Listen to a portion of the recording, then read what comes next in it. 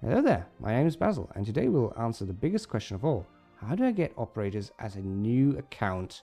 How do I get my squad up and ready to go to challenge some of the maps that I can't challenge right now? Well, obviously, you should already know Arknights is a gacha game. Random pulls is what thrives the entire game, but Hyperglyph is really kind, and you get free characters. By just going on to your recruitments, spending your vouchers, I will expedite here for effect, just to show you what can happen. And you get free 3 stars and 3 4 stars, plenty of them. You also get the commendation certificate that you see on the right, and you get tokens, which are duplicates, to spend them in the store. The store is one of the most important things early on. Why? Well, you can spend your duplicates to buy more headhunting permits and buy more random, and get more recruitment permits to get more stuff to recruit with. Buy out the entire first level and you get access to the second level, which gives you 2 or 3 more headhunting permits, which are full pulls. They are not just regular random, they are indeed full singular pulls, which are great. You can also buy more recruitment permits this way, but I tend not to anymore. The yellow store, which you get by using the token exchange, and it will actually explain to you all the rules of how that works. It looks more complicated than it is. Basically, just pull characters and throw them in there, and eventually you get enough of them. But this way you can also get more headhunting permits. Do be wary though, this store doesn't tell you how many you need. You need 240 yellow certificates to get all 38 pulls from this. But 38 is really close to just getting a guaranteed 6-star, depending on your luck. I've generally gotten most of my 6 stars at 40 pulls. Not always the one that I wanted from a banner, but it's still a free 6-star eventually. You can also buy the banner characters for your yellow certificates. I did that entirely once. I got thorns this way because I couldn't get them otherwise, and I would have been really sad about it. But generally you don't want to do this unless you really need something and you've been really unlucky. Ignore the fact that Tui and Sini are in here. I would not recommend you get them. They are available in a different way, and I still would not recommend you get them unless you really like the characters. Because hey, it's a gacha game. It's a game. Just use the characters you really like in their designs, basically. You then have the blue certificates, similar to before. You have the blue kernels. And you have Sini and Tuya here again because they always haunt you, and you get more characters to buy from the banners. It's much more expensive though. You get the blue certificates very rarely, which makes that a lot more difficult. Then there's red certificates. I'll just call them red certificates. I know they're called purchase certificates on commendation and distinctions. Most people just call them by the colors. And this is perhaps the most important part. Go to your supply missions. Go right here. Clear your supply missions. That's probably the first job you'll have as a new player. Clear them as far as you can, and then get your tough siege. It's locked right now because it's only available on Monday, Thursday, Saturdays, and Sundays. But when it's open, I do recommend you get it because it opens up a big part of the store for you, which gives you more characters. 10 of them, in fact. Ethan, Pudding, Honeyberry, Quartz, Canipalat, Fillet, Caper, Contrail, Diamant, and Breeze. I haven't unlocked Diamant and Breeze yet because I believe they are fairly new, and eventually later in the game stuff like module data blocks as well as chip catalysts become far more important. But otherwise that's still 10 characters. Out of these 10 characters, if you really need a priority list, I personally recommend getting Ethan first because he's a really good crowd control unit early on, especially for integrated strategies. Canipalet has been personally my first character that I got though, because I just really liked his design. Again, really liking his design is often all you need, and he's been my caster for a lot of the game, for probably over a year until I eventually got better characters by just pulling them. But integrated strategies, doesn't matter if you have 6 stars, oftentimes it's the 4 and 5 stars that really carry you through there. Information fragments are really important. Grab them. I will show you why now. Go into here, go into your maps, go into your score, go into movements, click on reward, and click on unlock time, because now you get the full timeline of Arknights' history. What is the history? Well, just, you know, year 1, how it started, episode 0 and then episode 4, and hey, that's weird. There's an event here, but there's also some stuff here with a round icon there, and record restoration. Let's click on that. What is this? This is a menu that currently looks fully cleared because it's fully cleared for me, but for you, instead of browse story, there will be something like complete or restore records or something. That's where you spend the records that I showed you in the red store. This way you get 5 free 5-star operators: Flamebringer, Snowsant, Absinthe, Mint, as well as Benna. 5 free 5-star operators along with their personal letters, which essentially unlock their full potential. Full potential is what exactly? Well, if we go into here, actually I can go into squads just to show it on the characters here. Flamebringer, for example, is a guard, a Dreadnought guard. I haven't leveled them because I actually found this menu very late in my gameplay, about a year too late after I started. Oh well, but the full potential gives you -3 DP cost, -10 seconds redeployment time. I believe that changes eventually, or with some characters, and also improves a talent or ability, which is important because that brings some characters down to very good deployment costs. In his case, 15 instead of 18, which does matter. Every DP does matter in some crunchy maps, so do respect that. And that is 5 characters you get for free, and some of them are really cute looking or really cool looking and have very specific roles like a Phalanx caster. But that is just 5 of them in the record restoration that you can also buy just through the red store.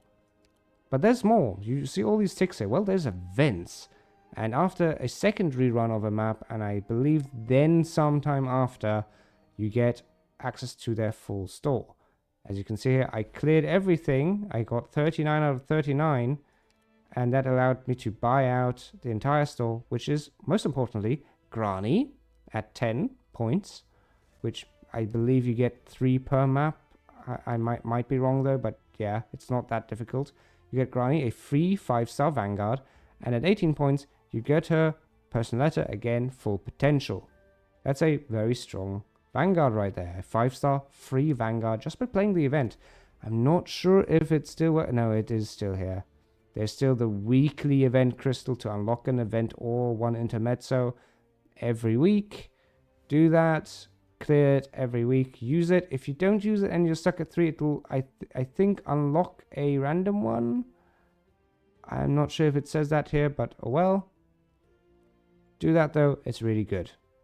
It just trust me, it's really, really good. Get your free event characters. There is 28. Some of them are also 6 stars. Throughout the entire history of Arknights, you can just check all the ticks here. There are plenty. Some of them, again, 6 stars, Gladiator, 6-star Specialist Operator. I haven't cleared the entire event yet. I could just clear one more map and then I'd have a personal letter. I should really do that eventually. But yeah, it's just free 6-star right here. Just available to you by just playing the game. You get so many. So many. Enforcer, my start screen character. Obviously I have a skin for him. But he's also one of my favorites to use on maps where a pusher is actually really good. Kira is also one of my favorites. I really, really needed the event to release back then because I really liked her entire freezing of skill set.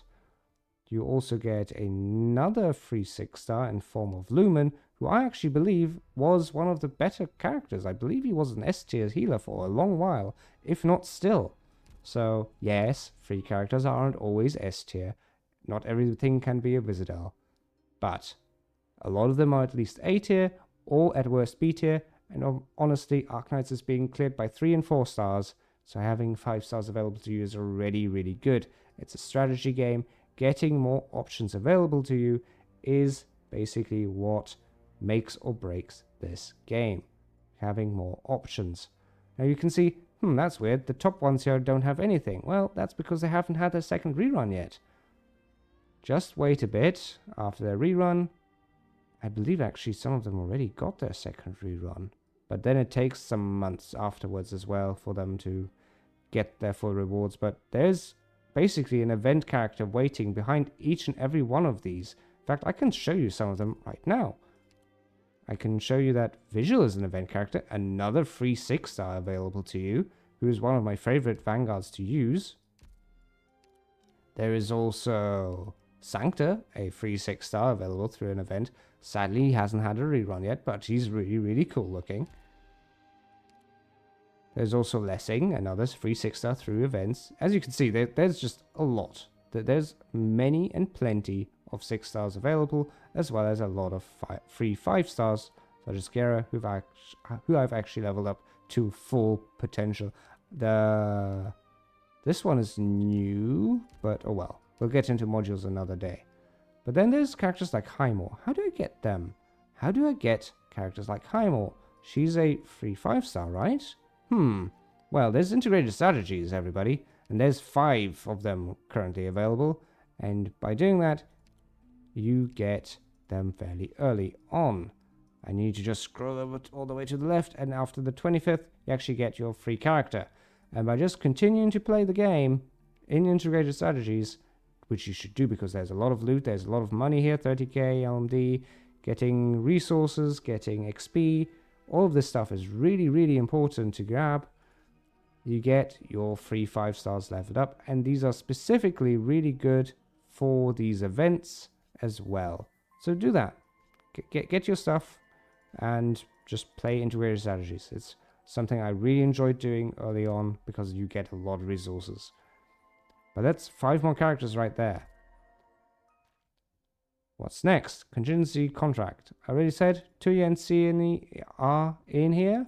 There's also Bybeak and Erato. So that's 4 more characters. So how many do we have now? We have 4 here, plus the 5 from the record restoration, plus 28. So that's 37, right? 28 plus 9, yeah, 37 that way, just through those events. There's obviously more from all the events that haven't been released on full yet. There's also the 10 available in the Red Certificate store, so that gives us 47 characters for free. And obviously a lot of free pulls. You also get, eventually through events, access to more tickets like these, where you get free recruitment vouchers. Spend them wisely. Spend some time to decide which characters you want. Especially, I believe early on you get a free 5-star. In my case, I picked up Lapland. You might have a different favorite character.